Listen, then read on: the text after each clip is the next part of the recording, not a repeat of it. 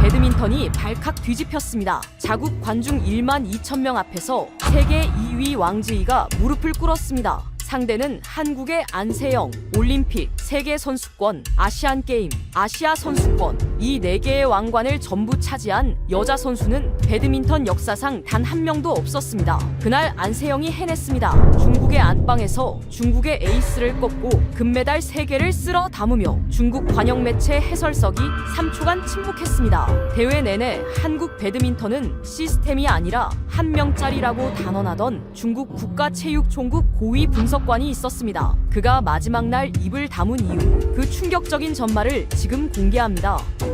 구독과 좋아요를 눌러주시면 한국의 위상이 널리 알려집니다. 한국 화이팅이라고 댓글을 남겨주세요. 저는 마틴 에드워즈라고 합니다. 영국 BBC 스포츠 아시아 담당 수석 기자로 올해로 취재 경력 22년째입니다. 2004년 아테네 올림픽에서 처음 배드민턴 경기를 중계석 옆에서 지켜본 이후 아시아 배드민턴의 거의 모든 빅매치를 현장에서 봐왔습니다. 베이징, 자카르타, 방콕, 도쿄. 제 여권에는 아시아의 경기장 먼지가 배어 있다고 해도 과언이 아닙니다.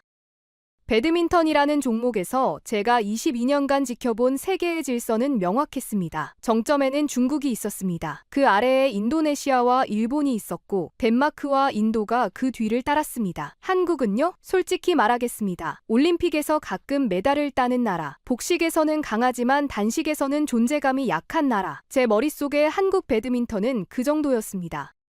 2019년 난징에서 열린 세계선수권을 저는 아직도 기억합니다. 중국 여자 단식은 4강에 3명을 올렸습니다. 경기장 전체가 오성옹기로 뒤덮였고 결승이 끝난 뒤 중국 코칭 스태프는 웃지도 않았습니다. 당연한 결과에 감정을 낭비하지 않는 표정이었습니다. 그때 저는 확신했습니다. 이 나라의 배드민턴을 개인기로 꺾는 건 불가능하다고.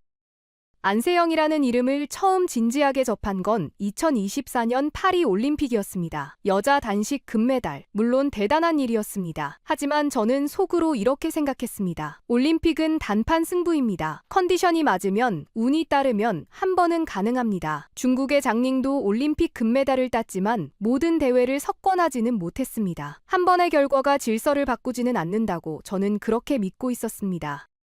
2026년 3월 런던 BBC 본사에서 전화가 왔습니다. 데스크의 사라 밀번 부장이었습니다. 마틴, 4월에 아시아 선수권이 열린다. 안세영 특집 다큐 가능성을 현장에서 검토해봐라. 저는 솔직히 내키지 않았습니다. 배드민턴 단신수 한 명으로 다큐를요? 축구도 아니고 테니스도 아닌 배드민턴입니다. 영국 시청자가 관심이나 가질까요? 사라, 결승 결과만 송고하면 되는 거 아닙니까? 제가 물었습니다. 전화기 너머로 사라가 웃었습니다. 마틴, 이번엔 직접 가서 봐. 이 선수는 뭔가 다르다는 말이 아시아 쪽에서 계속 나오고 있어. 22년 경력에 내 눈으로 확인해줘. 저는 한숨을 삼키고 항공편을 예약했습니다. 중국 닝보행 비행기표였습니다.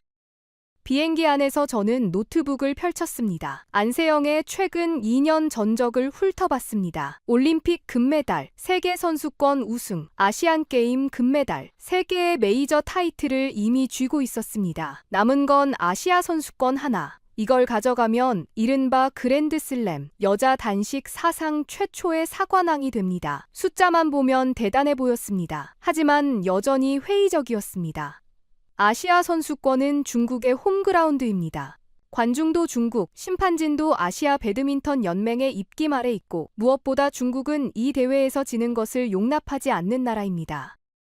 전적을 훑다가 한 영상이 눈에 걸렸습니다. 2024년 파리올림픽 금메달 직후 기자회견이었습니다. 금메달리스트가 웃고 있어야 할 자리에서 안세영은 울고 있었습니다. 분한 듯 억울한 듯 복잡한 얼굴이었습니다. 자막 없이도 감정은 읽혔습니다. 무슨 사정이 있는 거지? 저는 영상을 멈추고 잠시 생각했지만 깊이 파고들지는 않았습니다. 그때는 그냥 지나쳤습니다. 노트북을 덮으며 저는 중얼거렸습니다. 가서 보면 알겠지. 아마 중국이 이기겠지만 그때까지만 해도 저는 몰랐습니다. 닝보에서 제가 목격하게 될 것이 22년 취재 인생에서 가장 강렬한 장면이 될 줄은. 닝보 올림픽 스포츠센터에 도착한 건 대회 이틀 전이었습니다. 택시에서 내리자마자 규모에 압도당했습니다. 주 경기장만 1만 2천석, 입구부터 중국 배드민턴 협회의 붉은 현수막이 양쪽으로 걸려 있었고 벽면에는 역대 중국 금메달리스트들의 얼굴이 대형 패널로 붙어 있었습니다. 린단, 장닝, 천리페이 전부 제가 현장에서 취재했던 얼굴들이었습니다. 경기장 안으로 들어서자 에어컨 바람이 얼굴을 스쳤습니다. 코트 위에서는 중국 국가대표팀이 이미 연습 중이었습니다. 셔틀콕이 바닥을 때리는 소리가 규칙적으로 울렸습니다. 퍽퍽퍽퍽 군대처럼 정확한 리듬이었습니다. 코트 옆에는 코칭 스태프 4명이 태블릿을 들고 서서 선수들의 동선을 기록하고 있었습니다. 이것이 중국입니다. 연습조차 시스템으로 돌아갑니다.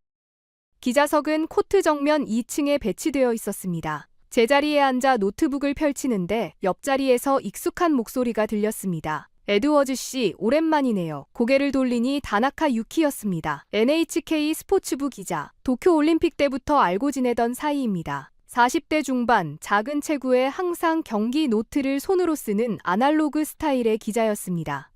다나카 씨, NHK에서 아시아 선수권까지 보내줍니까? 제가 농담을 던졌습니다. 다나카는 웃지 않았습니다. 에드워즈 씨, 이번 대회는 좀 다를 겁니다. 목소리가 진지했습니다. 느낌이 다릅니다. 안세영이 여기까지 온 거 그냥 온 게 아니에요. 저는 고개를 끄덕이긴 했지만 속으로는 흘렸습니다. 느낌이라. 저는 22년간 느낌이 아니라 숫자로 기사를 써온 사람입니다. 연습 경기 시간이 되자 한국 대표팀이 코트에 나왔습니다. 중국 팀과는 분위기가 달랐습니다. 코칭 스태프가 적었습니다. 선수 수도 적었습니다. 그리고 안세영이 보였습니다. 키 172cm, 마른 체형. 연습 내내 표정 변화가 거의 없었습니다. 화려한 워밍업도 큰 소리도 없었습니다. 그냥 셔틀콕을 치고 발을 옮기고 다시 셔틀콕을 쳤습니다. 옆에서 다나카가 소곤거렸습니다. 저 선수 연습 때 저래요? 경기 때 달라집니다. 관중석에서는 자원봉사자들이 좌석에 작은 중국 국기를 하나씩 놓고 있었습니다. 12,000개의 오성홍기. 이틀 뒤 이 경기장이 전부 붉은색으로 물들 거라는 뜻이었습니다. 저는 메모장에 적었습니다. 중국 홈, 압도적 분위기, 한국팀 규모 자금, 다큐 소재로는 약할 수 있음. 그때의 제 판단이 얼마나 틀렸는지 저는 이틀 뒤에야 깨닫게 됩니다. 대회 하루 전 닝보 올림픽 스포츠센터 2층 프레스룸에서 비공식 기자간담회가 열렸습니다. 각국 취재진에게 대회 일정과 조 편성을 설명하는 자리였습니다. 방 안에는 커피 냄새와 카메라 장비 특유의 플라스틱 냄새가 섞여 있었습니다. 저는 뒤쪽에 앉아 노트북을 펼치고 있었습니다. 발표자가 단상에 올라왔을 때 저는 자연스럽게 시선을 올렸습니다. 50대 후반으로 보이는 남자였습니다. 은퇴 안경, 잘 다려진 남색 재킷, 왼손에는 얇은 태블릿을 들고 있었습니다. 중국 국가체육총국 배드민턴 전략 분석실장 리우 제나오. 단상에 올라서는 동작이 느긋했습니다. 자기 집 거실에 들어서는 사람 같았습니다. 이 경기장이, 이 대회가, 이 종목이 자기 영역이라는 걸 몸으로 보여주는 태도였습니다.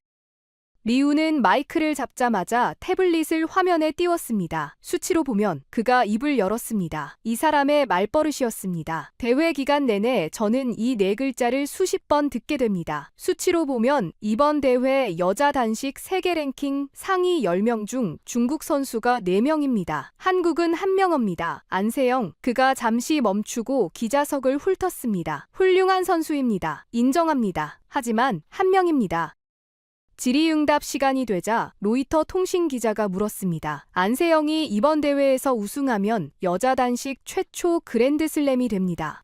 중국 측에서는 이걸 어떻게 보고 있습니까? 리우가 안경 너머로 기자를 바라봤습니다. 입꼬리가 살짝 올라갔습니다. 그랜드슬램이라는 표현 자체는 의미가 있죠. 하지만 배드민턴은 개인 스포츠가 아닙니다. 시스템 스포츠입니다. 한 명의 천재가 아무리 뛰어나도 뒤를 받쳐주는 구조가 없으면 지속성이 없습니다. 중국에는 구조가 있습니다. 한국에는. 그가 어깨를 으쓱했습니다. 글쎄요. 간담회가 끝나고 기자들이 빠져나가는데 리우가 복도에서 일본 기자 2명과 이야기하는 소리가 들렸습니다. 목소리를 낮추지 않았습니다. 안세영은 분명히 좋은 선수입니다. 하지만 그건 한국 배드민턴의 힘이 아닙니다. 한 송이 꽃이 핀 거지 정원이 있는 게 아닙니다. 꽃은 집니다. 옆에 있던 다나카가 제 팔을 살짝 잡았습니다. 들으셨죠? 저는 고개를 끄덕였습니다. 솔직히 말하겠습니다. 그 순간 저는 불편했지만 리우가 완전히 틀렸다고 생각하지 않았습니다. 중국 배드민턴의 시스템은 제가 22년간 직접 봐온 것이었습니다. 성급 체육학교에서 재능을 발굴하고 국가대에서 갈아넣고 은퇴 후에는 코치로 순환시키는 구조. 한국에 그런 파이프라인이 있습니까? 저는 없다고 알고 있었습니다. 안세영이 아무리 대단해도 혼자입니다. 혼자서 시스템을 이길 수 있을까? 그때의 저는 회의적이었습니다.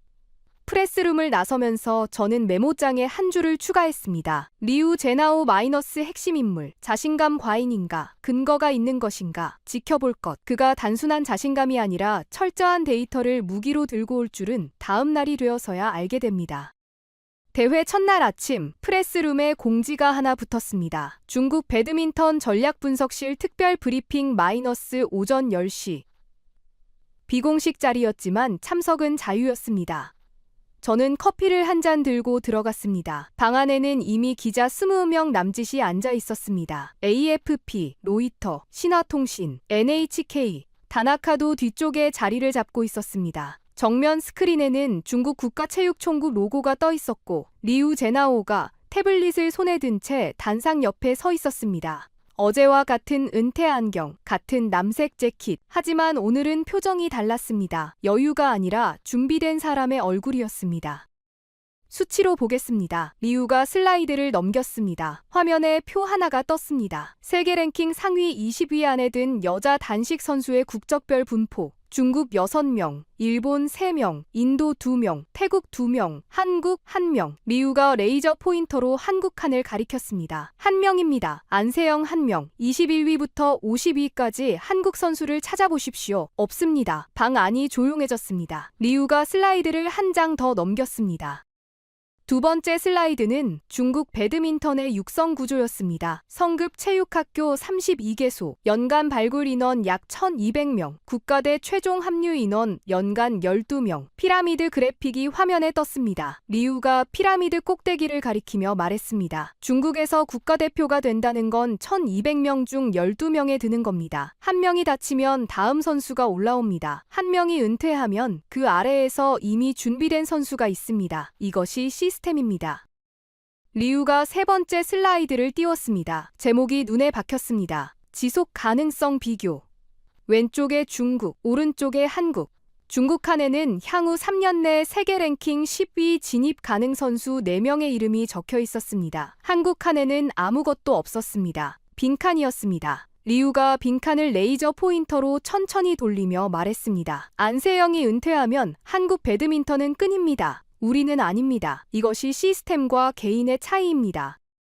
기자석에서 키보드 치는 소리가 빨라졌습니다. 다들 기사가 되는 발언이라고 느낀 겁니다. 저도 타이핑을 하고 있었습니다. 그런데 손이 조금 뜨거웠습니다. 불쾌했습니다. 리우의 말이 틀렸기 때문이 아니었습니다. 반박할 수가 없었기 때문입니다. 20위 안에 1명. 그건 숫자이고 숫자는 거짓말을 하지 않습니다. 적어도 그 순간까지 저는 그렇게 생각했습니다. 브리핑이 끝나고 복도로 나왔습니다. 다나카가 제 옆으로 걸어왔습니다. 에드워즈 씨, 저 사람 저번 항저우 아시안게임 때도 똑같이 했어요. 일본한테. 다나카가 낮은 목소리로 말했습니다. 일본도 시스템이 없다. 야마구치 아키라 1명이 전부다. 똑같은 슬라이드였어요. 그런데 결과가 어떻게 됐는지 아세요? 저는 모르겠다는 표정을 지었습니다. 다나카가 입꼬리를 살짝 올렸습니다. 야마구치가 금메달을 땄어요. 저는 걸음을 멈추고 다나카를 봤습니다. 다나카가 덧붙였습니다. 리우 실장의 숫자가 맞는지 틀리는지는 모르겠어요. 하지만 코트 위에서 일어나는 일은 슬라이드랑 다릅니다.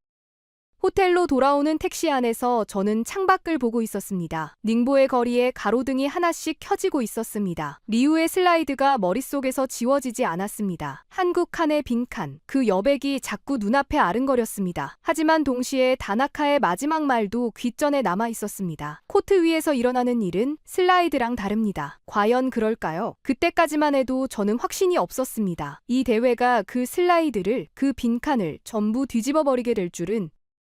그날 밤 호텔방에서 잠이 오지 않았습니다. 리우의 슬라이드가 계속 머릿속을 맴돌았습니다. 한국 칸의 빈칸, 시스템과 개인의 차이. 저는 침대에서 일어나 책상 앞에 앉았습니다. 노트북을 열자 화면 불빛이 어두운 방을 파랗게 물들였습니다. 창밖으로 닝보의 야경이 희미하게 흐르고 있었습니다. 시계를 보니 밤 11시 40분이었습니다. 저는 BBC 기자입니다. 누군가의 주장을 그대로 받아들이는 건 제 직업이 허락하지 않습니다. 리우의 숫자가 맞는지, 정말로 맞는지 직접 확인해야 했습니다. 먼저 검색한 건 그랜드슬램의 정의였습니다. 배드민턴에서 그랜드슬램이란 올림픽, 세계선수권, 아시안게임, 아시아선수권 4개 대회를 모두 우승하는 것을 의미합니다. 남자 단식에서는 역사상 손에 꼽을 정도로 달성한 선수가 있었습니다. 하지만 여자 단식에서는 단 한 명도 없었습니다. 0명. 저는 화면을 다시 확인했습니다. 진짜 0명이었습니다. 중국이 수십 년간 배드민턴을 지배하면서도 단 한 명의 여자 선수도 이 4개의 왕관을 전부 쥐어본 적이 없다는 뜻이었습니다. 저는 중국의 전설들을 한 명씩 확인했습니다. 장닝, 2008년 베이징 올림픽 금메달, 세계선수권 2회 우승. 하지만 아시안게임 단식 금메달은 없었습니다. 리쇠루이, 2012년 런던 올림픽 금메달, 세계선수권 2회 우승. 역시 아시아선수권 단식 금메달이 빠져 있었습니다. 천이페이, 세계선수권 우승, 아시안게임 금메달. 하지만 올림픽 금메달이 없었습니다. 중국의 시스템이 만들어낸 최정상급 선수들이 전부 한 개씩 빈칸을 안고 있었습니다. 그 빈칸이 40년간 채워지지 않았습니다. 노트북 화면을 멍하니 들여다봤습니다. 리우가 오늘 보여준 슬라이드의 빈칸은 한국 쪽이었습니다. 하지만 제가 지금 보고 있는 빈칸은 중국 쪽이었습니다. 시스템이 있어도 못 채운 빈칸. 저는 메모장에 한 줄을 적었습니다. 리우에게 물어볼 것. 마이너스 중국의 그랜드슬램 달성자는 몇 명인가? 시계를 보니 새벽 1시가 넘어 있었습니다. 다음 날 오후 대회 1라운드 경기가 끝난 뒤 프레스룸에서 리우와 마주쳤습니다. 리우는 태블릿을 두드리며 중국 선수들의 1라운드 결과를 정리하고 있었습니다. 저는 커피 한 잔을 들고 그의 맞은편에 앉았습니다. 리우 실장님, 어제 브리핑 인상 깊었습니다. 가벼운 인사를 건넸지만 속은 편하지 않았습니다. 지금 제가 꺼내려는 질문은 단순한 취재가 아니었습니다. 중국 국가체육총국의 현직 실장에게 중국 선수가 못한 걸 지적하는 겁니다. 이 사람과의 관계가 틀어지면 대회 기간 내내 취재가 불편해집니다. 하지만 확인은 해야 했습니다. 저는 커피잔을 내려놓고 입을 열었습니다. 한 가지 여쭤봐도 됩니까? 리우가 태블릿에서 눈을 떼지 않은 채 고개를 끄덕였습니다. 중국 여자 단식 역사에서 올림픽, 세계선수권, 아시안게임, 아시아선수권을 전부 우승한 선수가 몇 명입니까? 리우의 태블릿을 두드리는 손가락이 멈췄습니다. 0.5초쯤 지났을까? 리우가 고개를 들어 저를 봤습니다. 대회 형식이 다르기 때문에 단순 비교는 적절하지 않습니다. 저는 고개를 끄덕였습니다. 맞습니다. 대회 형식이 다릅니다. 리우의 표정이 살짝 풀렸습니다. 자기 논리가 받아들여졌다고 생각한 것 같았습니다. 저는 커피를 한 모금 마시고 말을 이었습니다. 그런데 리우 실장님, 4개 대회에 전부 출전할 기회는 중국 선수에게 더 많았습니다. 자국에서 열린 아시안게임, 자국에서 열린 아시아선수권, 세계선수권 시드 배정까지 기회가 더 많았는데도 40년간 한 명도 달성하지 못한 겁니다. 시스템이 만든 기회를 시스템이 만든 선수들이 전부 놓쳤습니다. 리우가 아무 말도 하지 않았습니다. 태블릿을 내려다보고 있었지만 화면을 보고 있는 건 아니었습니다. 손가락이 움직이지 않고 있었습니다. 다나카가 기자석 뒤쪽에서 이쪽을 보고 있었습니다. 눈이 마주치자 작게 고개를 끄덕였습니다. 하지만 저는 아직 이긴 게 아니라는 걸 알고 있었습니다. 리우가 침묵한 건 인정이 아니라 재정비였습니다. 이 사람은 데이터로 싸우는 사람입니다. 지금 머릿속에서 다음 슬라이드를 준비하고 있을 겁니다. 그리고 제 예상은 맞았습니다. 리우의 반격은 다음 날 완전히 다른 각도에서 시작됩니다. 리우의 반격은 제가 예상한 것보다 빨랐습니다. 대회 3일째 8강전이 끝난 직후였습니다. 안세영이 인도네시아의 그레고리아 마리스카를 2대0으로 완파했고 왕즈이도 태국의 라차녹 인타논을 2대1로 겨우 넘겼습니다. 프레스룸에서 기사를 정리하고 있는데 리우가 태블릿을 들고 제 옆자리에 앉았습니다. 먼저 다가온 건 처음이었습니다. 커피향 대신 그의 양복에서 나는 드라이클리닝 냄새가 코끝을 스쳤습니다. 에드워즈 씨, 어제 흥미로운 질문을 하셨는데 리우가 먼저 입을 열었습니다. 저도 하나 보여드리고 싶은 게 있습니다. 리우가 태블릿 화면을 돌려서 제 쪽으로 밀었습니다. 표 하나가 떠 있었습니다. 안세영의 최근 2년간 부상 기록이었습니다. 2024년 파리올림픽 직전 무릎 부상, 2025년 초 발목 부상으로 2개 대회 불참, 2025년 하반기 허리 통증으로 한 대회 기권. 리우가 태블릿을 손가락으로 톡톡 두드렸습니다. 수치로 보면 안세영은 2024년 이후 출전 가능한 주요 대회의 78%에만 참가했습니다. 22%는 부상으로 빠졌습니다. 그랜드슬램이 대단한 건 맞습니다. 하지만 이 컨디션이 언제까지 유지될까요? 이번 대회 결승까지 올라간다고 해도 3세트 풀게임을 버틸 체력이 있을까요? 리우의 눈이 안경 너머로 빛났습니다. 어제의 침묵이 무색하게 완전히 다른 각도로 돌아온 겁니다.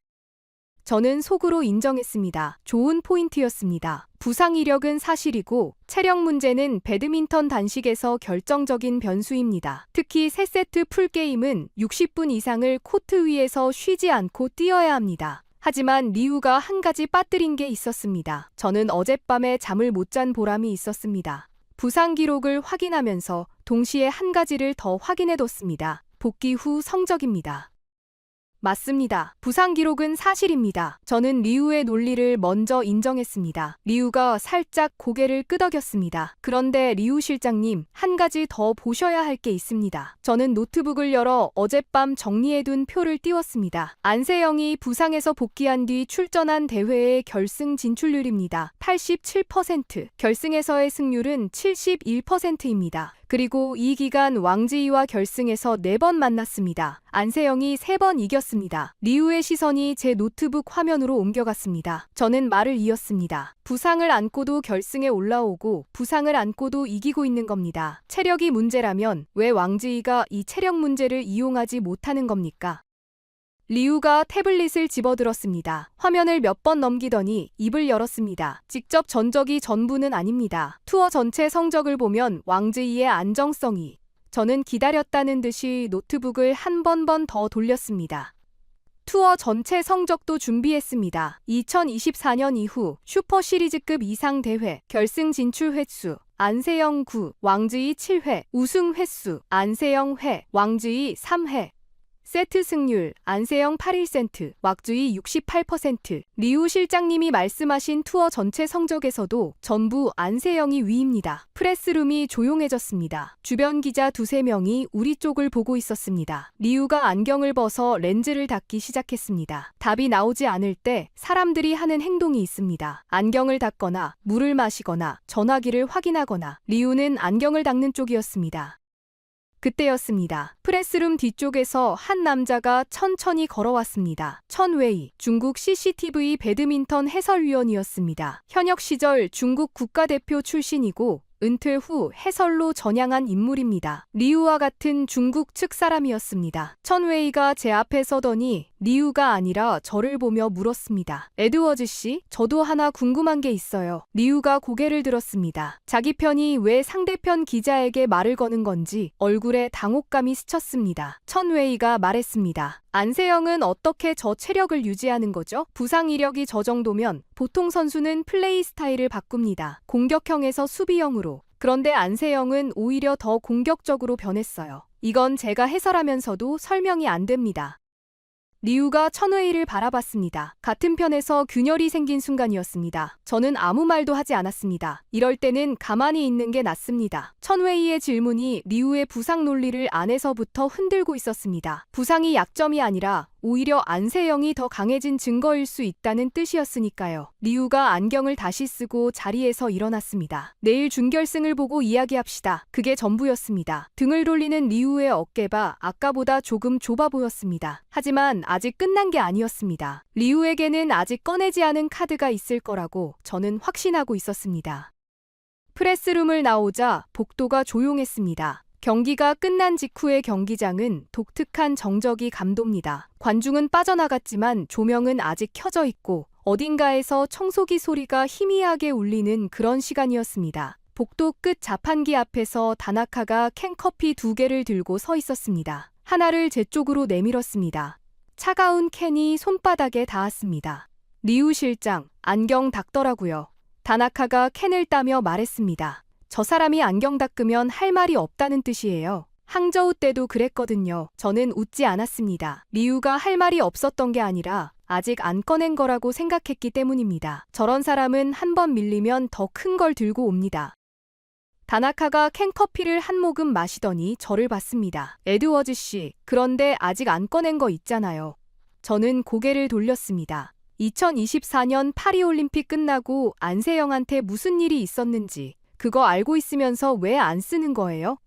다나카의 눈이 진지했습니다. 이 사람도 기자입니다. 좋은 카드를 쥐고 있으면서 안 꺼내는 동료가 답답한 거겠죠.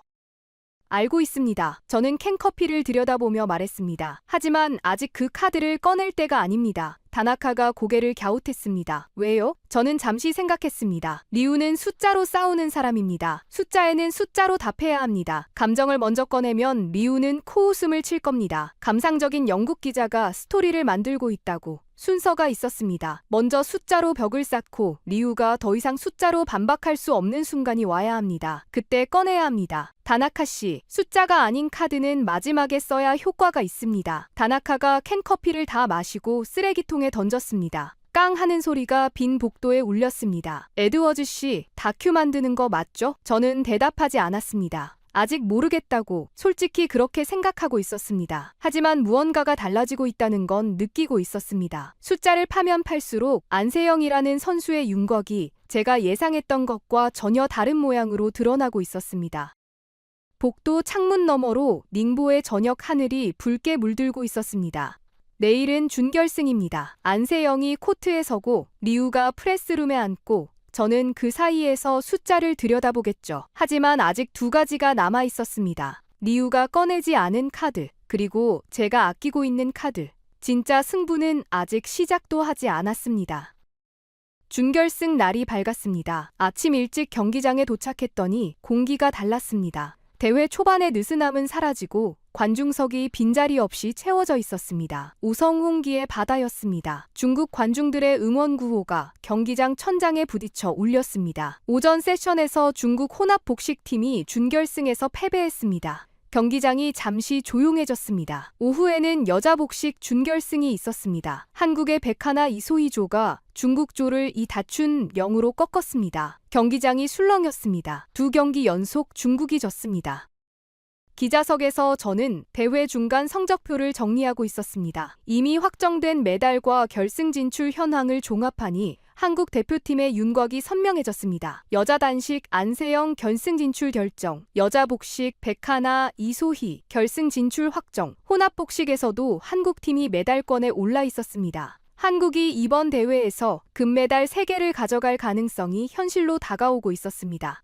저는 숫자를 2번 확인했습니다. 리우가 첫날 보여줬던 슬라이드가 떠올랐습니다. 세계 랭킹 상위 20위 안에 한국 선수 1명, 시스템이 아니라 개인, 그 논리가 코트 위에서 실시간으로 무너지고 있었습니다.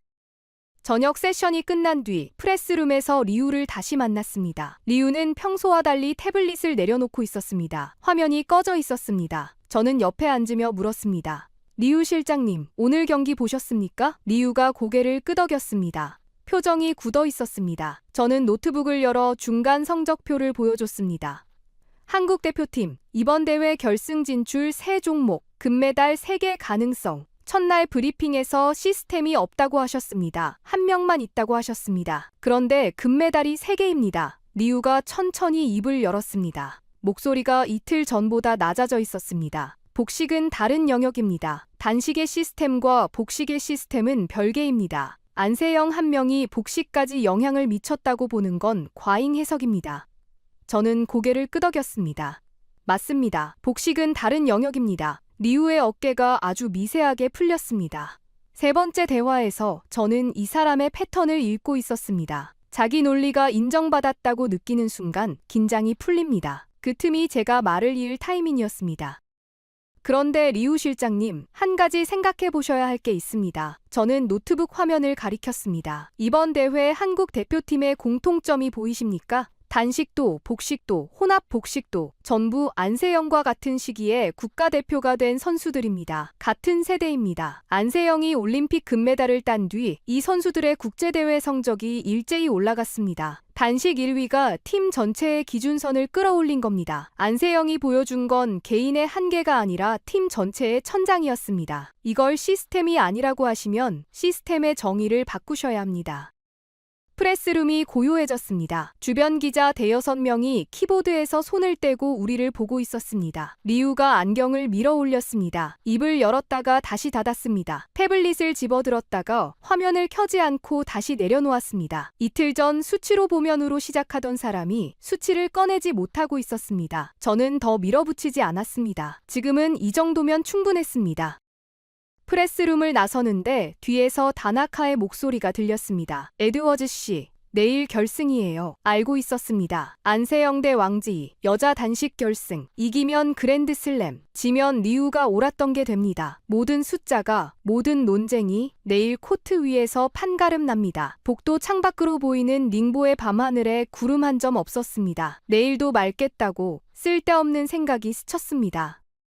결승 전날 밤이었습니다. 호텔방에서 저는 기사를 쓰는 대신 다른 걸 하고 있었습니다. 한국 여자 배드민턴의 역사를 처음부터 훑고 있었습니다. BBC 다큐를 만들든 말든 이 선수가 서 있는 자리가 어떤 자리인지 제대로 이해하고 싶었습니다. 노트북 화면에 연도와 이름들이 나열되었습니다. 방 안에는 에어컨이 낮게 웅웅거리는 소리만 있었습니다.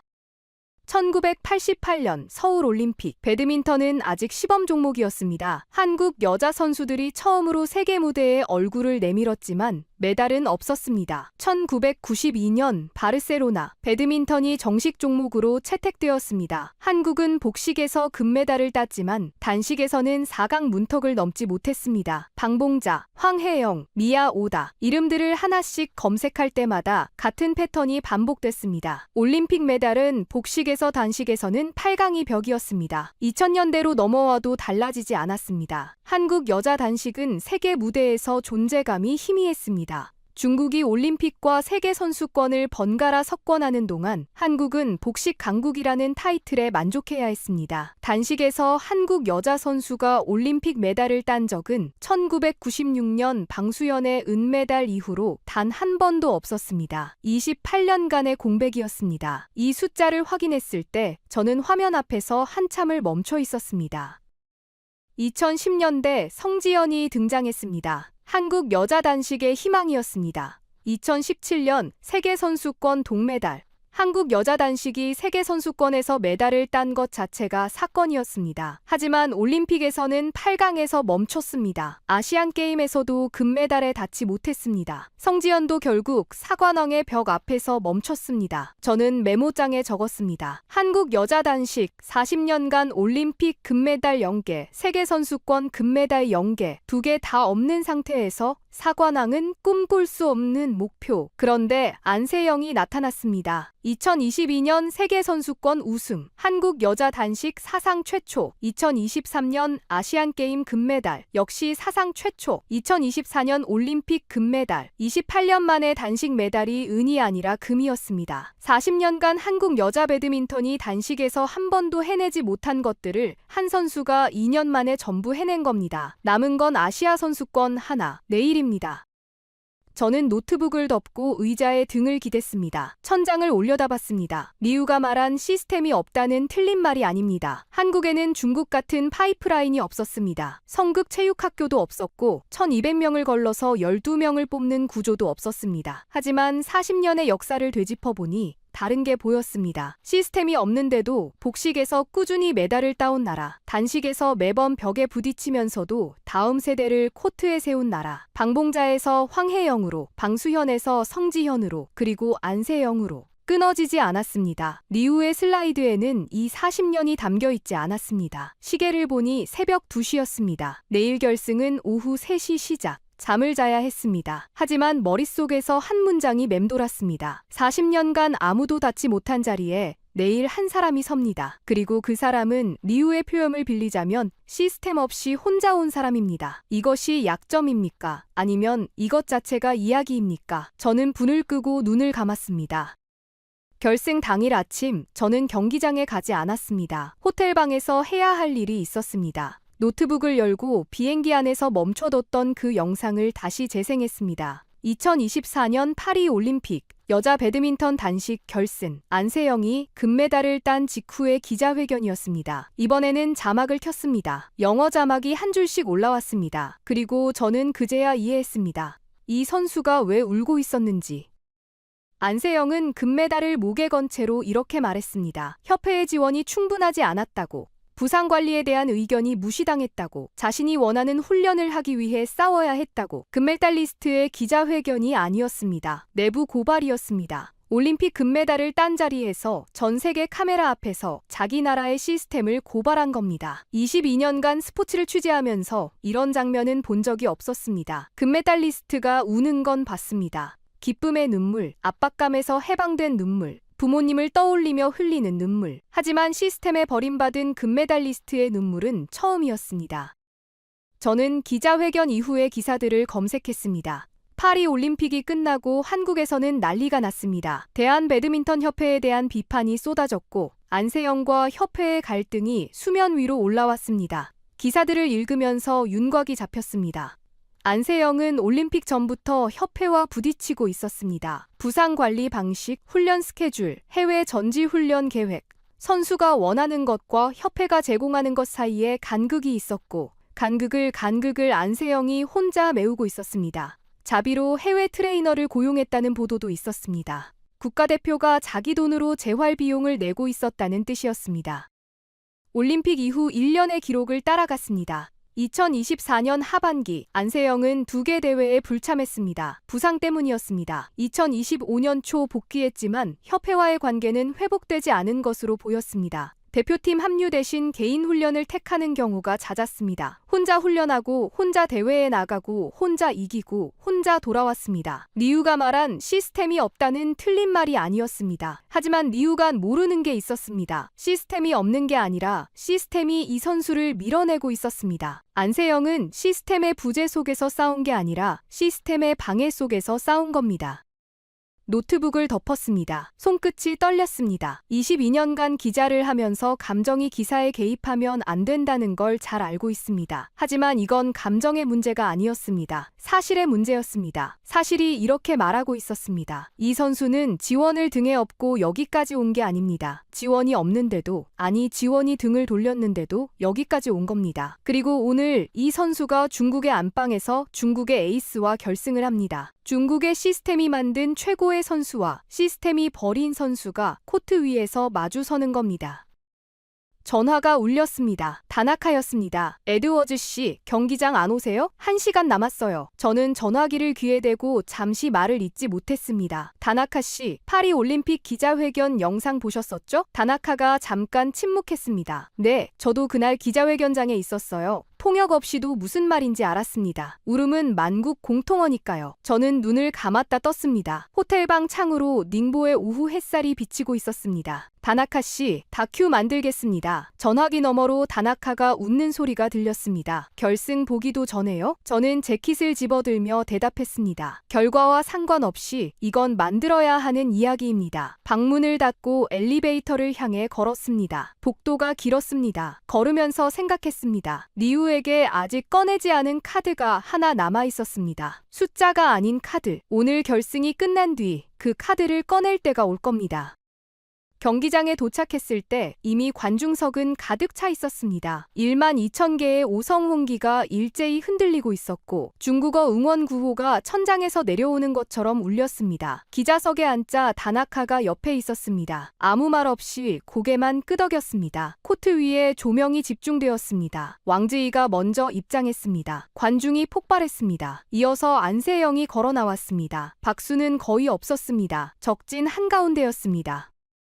한 세트 안세영이 가져갔습니다. 21대 17. 처음부터 공격 리듬을 잡았습니다. 스매시가 코트 바닥을 때릴 때마다 관중석이 한 박자씩 조용해졌습니다. 왕즈이의 표정이 굳어 있었습니다. 기자석 뒤쪽에서 리우가 태블릿을 들고 서 있는 게 보였습니다. 화면을 내려다보고 있었지만 고개가 자꾸 코트 쪽으로 돌아갔습니다. 두 세트 왕즈이가 되찾았습니다. 21대 18. 중반부터 왕즈이의 드롭샷이 살아나기 시작했고 안세영의 발이 한 박자씩 느려졌습니다. 관중이 다시 살아났습니다. 오성홍기가 미친 듯이 흔들렸습니다. 안세영이 벤치에 앉아 타월로 얼굴을 닦았습니다. 표정이 보이지 않았습니다. 저는 메모하는 손을 멈추고 코트를 바라봤습니다. 리우가 맞다. 3세트 풀게임, 체력, 부상 이력 전부 왕즈이에게 유리한 조건이었습니다. 다나카가 옆에서 소곤거렸습니다. 3세트입니다. 여기서 갈립니다. 3세트가 시작됐습니다. 처음 5점은 왕즈이가 리드했습니다. 관중이 매 포인트마다 함성을 질렀습니다. 안세영이 뒤쫓고 있었습니다. 7대 5, 9대 8, 11대 10. 점수가 좁혀질수록 경기장이 뜨거워졌습니다. 중간 휴식 후 안세영의 움직임이 달라졌습니다. 설명하기 어렵습니다. 느려진 게 아니라 정확해진 겁니다. 한 발짝 한 발짝이 계산된 것처럼 보였습니다. 15대 14에서 안세영이 역전했습니다. 16대 15, 17대 15. 왕즈이가 타임아웃을 불렀습니다. 18대 16, 19대 17. 안세영의 스매시가 왕즈이의 백핸드를 뚫었습니다. 20대 17. 매치 포인트. 경기장이 이상한 소리를 냈습니다. 중국 관중 1만 2천 명이 응원도 아니고 탄식도 아닌 숨을 참는 소리였습니다. 안세영이 서브를 올렸습니다. 랠리가 이어졌습니다. 왕즈이가 네트 앞으로 뛰어들었습니다. 셔틀콕이 라켓에 맞았습니다. 올라갔습니다. 네트를 향해 날아갔습니다. 그리고 네트 꼭대기에 걸렸습니다. 흔들리다가 중국 쪽 코트로 떨어졌습니다. 경기장이 멈췄습니다. 2초, 3초. 소리가 없었습니다. 12,000명이 아무 소리도 내지 못했습니다. 안세영이 무릎을 꿇었습니다. 라켓을 코트에 내려놓았습니다. 두 손으로 얼굴을 감쌌습니다. 스코어보드에 최종 점수가 올라갔습니다. 21대 17. 올림픽, 세계선수권, 아시안게임, 아시아선수권, 4개의 왕관을 전부 쥔 여자 선수, 배드민턴 역사상 최초, 그랜드슬램. 저는 펜을 들고 있었지만 아무것도 쓰지 못했습니다. 옆에서 다나카가 안경을 벗고 눈을 닫고 있었습니다. 전광판 불빛이 코트 위에 안세영을 비추고 있었습니다. 중국 관중석에서 박수가 시작됐습니다. 1명, 2명, 10명 퍼져나갔습니다. 자기 나라 선수를 꺾은 상대에게 박수를 치는 1만 2천 명의 소리가 경기장을 천천히 채웠습니다. 저는 그 소리를 들으며 리우를 찾았습니다. 기자석 뒤쪽 어둠 속에 서 있었습니다. 태블릿을 든 손이 내려가 있었습니다. 화면이 꺼져 있었습니다. 시상식이 끝나고 프레스룸으로 내려왔습니다. 기자들이 기사를 쏟아내느라 키보드 소리가 빗줄기처럼 쏟아지고 있었습니다. 저는 자리에 앉지 않았습니다. 리우를 찾고 있었습니다. 프레스룸 구석, 창가 쪽 의자에 리우가 앉아 있었습니다. 태블릿은 무릎 위에 놓여 있었고 화면은 여전히 꺼져 있었습니다. 저는 천천히 다가가 맞은편에 앉았습니다. 리우 실장님, 리우가 고개를 들었습니다. 은퇴 안경 너머의 눈이 이틀 전과 달랐습니다. 여유도 자신감도 없었습니다. 피곤한 눈이었습니다. 저는 입을 열었습니다. 아직 드리지 못한 이야기가 하나 있습니다. 숫자가 아닌 이야기입니다. 리우가 아무 말 없이 저를 바라봤습니다. 저는 말했습니다. 2024년 파리올림픽 이후 안세영에게 무슨 일이 있었는지, 금메달을 따고도 울어야 했던 기자회견, 협회와의 갈등, 혼자 고용한 트레이너, 혼자 짠 훈련 일정, 혼자 관리한 부상, 리우 실장님이 말씀하신 시스템, 그 시스템이 이 선수를 밀어냈습니다. 지원하지 않았습니다. 등을 돌렸습니다. 그런데 이 선수가 여기까지 왔습니다. 실장님이 만든 시스템의 정점, 왕즈이를 실장님의 홈그라운드에서 1만 2천 명의 관중 앞에서 꺾었습니다. 시스템이 없는 게 약점이라고 하셨습니다. 그런데 방금 코트 위에서 일어난 일은 시스템이 없는데도 이긴 게 아닙니다. 시스템이 버렸는데도 이긴 겁니다. 이것도 한 번의 결과입니까? 리우가 아무 말도 하지 않았습니다. 5초. 프레스룸의 키보드 소리가 멀게 느껴졌습니다. 10초. 리우의 턱 근육이 미세하게 움직였습니다. 15초. 안경 너머로 리우의 시선이 창밖으로 향했습니다. 창밖에는 아무것도 보이지 않았습니다. 밤이었습니다. 이틀 동안 수치로 보면으로 모든 문장을 시작하던 사람이 수치를 꺼내지 않고 있었습니다. 태블릿은 무릎 위에 놓인 채 화면이 꺼져 있었고 그 어떤 슬라이드도 불러오지 않았습니다. 리우가 천천히 입을 열었습니다. 대단한 선수입니다. 그게 전부였습니다. 수치도 비교도 반박도 없었습니다. 5글자. 이틀간 숫자를 무기처럼 휘두르던 사람이 처음으로 숫자가 아닌 말을 했습니다. 저는 대답하지 않았습니다. 대답이 필요 없는 순간이었습니다. 리우가 태블릿을 집어들고 자리에서 일어났습니다. 등을 돌려 프레스룸을 나가는 발소리가 멀어졌습니다. 문이 닫혔습니다. 뒤에서 발소리가 다가왔습니다. 천웨이였습니다. 중국 CCTV 해설위원, 리우와 같은 편이었던 사람. 천웨이가 리우가 나간 문을 한번 바라보더니 제 쪽으로 고개를 돌렸습니다. 에드워즈 씨, 아까 경기 끝나고 중국 관중이 박수친 거 보셨죠? 저는 고개를 끄덕였습니다. 저도 해설하면서 30년 만에 처음 봤습니다. 중국 관중이 상대 선수에게 기립박수를 치는 거. 천웨이가 잠시 멈추더니 말했습니다. 다큐 만드세요. 이건 만들어야 하는 이야기입니다. 프레스룸에 저와 천웨이만 남아 있었습니다. 형광등이 윙하고 울리고 있었습니다. 저는 노트북을 열었습니다. 커서가 빈 화면에서 깜빡이고 있었습니다. 이제 글을 써야 했습니다. 하지만 첫 문장이 나오지 않았습니다. 리우의 마지막 5글자가 머릿속에서 계속 울리고 있었기 때문입니다. 대단한 선수입니다. 숫자로 무장한 사람이 숫자를 내려놓고 한 말, 그게 가장 정확한 분석이었습니다. 경기장을 나왔습니다. 닝보의 밤 공기가 차가웠습니다. 경기장 앞 광장에는 관중들이 빠져나간 뒤에 정적이 깔려 있었습니다. 가로등 불빛 아래로 오성옹기 하나가 바닥에 떨어져 있었습니다. 아무도 죽지 않았습니다. 멀리 윤강의 윤곽이 어둠 속에 희미하게 보였고 강 위로 닝보의 야경이 물 위에 번지고 있었습니다. 저는 경기장 계단에 잠시 앉았습니다. 재킷 주머니에서 전화기를 꺼냈습니다. 런던의 사람 1번 부장에게 전화를 걸었습니다. 시차 때문에 런던은 아직 오후였습니다. 사라가 받았습니다. 마틴, 결과 봤어. 대단하더라. 저는 잠시 숨을 고르고 말했습니다. 사라, 다큐 하겠습니다. 사라가 잠깐 침묵했습니다. 결승 보기 전에는 내키지 않는다고 하지 않았어? 저는 웃었습니다. 결승 보기 전에 이미 결정했습니다. 결승은 확인이었을 뿐입니다. 사라가 물었습니다. 제목은? 저는 경기장 건물을 올려다보며 대답했습니다. 시스템이 그녀를 버렸지만 그녀가 시스템이 되었습니다. 전화를 끊고 한참을 앉아 있었습니다. 닝보의 밤바람이 얼굴을 스쳤습니다. 22년간 스포츠를 취재하면서 수많은 금메달리스트를 봤습니다. 시스템이 만든 챔피언, 천재성으로 시스템을 뛰어넘은 챔피언, 팀의 힘으로 올라간 챔피언. 하지만 안세영은 어디에도 넣을 수가 없었습니다. 시스템이 등을 돌린 뒤에도 혼자 서 있었던 챔피언. 지원이 없는 것도 모자라 방해를 받으면서도 코트 위에 서서 이기고 또 이긴 챔피언. 배드민턴 역사상 어떤 여자 선수도 닿지 못한 자리에 선 사람이 가장 외로운 길을 걸어서 거기 도착했습니다. 리우의 마지막 말이 떠올랐습니다. 대단한 선수입니다. 맞습니다. 하지만 저는 한 가지를 더 보탰습니다. 리우는 시스템과 개인을 대립시켰습니다. 시스템이 이기느냐, 개인이 이기느냐. 하지만 안세영이 증명한 건 그런 구도가 아니었습니다. 안세영은 개인이 시스템을 이긴 게 아닙니다. 한 사람이 시스템 자체가 된 겁니다. 안세영이 기준선을 올리자 팀 전체가 올라갔습니다. 안세영이 세계 정상에 서자 한국 배드민턴의 지도가 바뀌었습니다. 금메달 3개, 그랜드슬램. 이건 한 명의 성취가 아니라 한 명이 만들어낸 생태계였습니다. 지금 이 순간에도 안세영은 어딘가에서 코트 위에 서 있을 겁니다. 라켓을 들고 셔틀콕을 올려다보고 한 발을 앞으로 내딛고 있겠죠. 시스템이 돌아오든 오지 않든 이 선수는 멈추지 않을 겁니다. 40년간 아무도 닿지 못한 자리에 혼자 올라간 사람은 혼자 서는 법을 이미 알고 있으니까요. 방봉자에서 황혜영으로, 방수현에서 성지연으로, 그리고 안세영으로 한국 여자 배드민턴의 40년은 끊어지지 않았습니다. 그리고 이제 그 40년의 끝에 처음으로 4개의 왕관이 한 사람의 머리 위에 놓였습니다.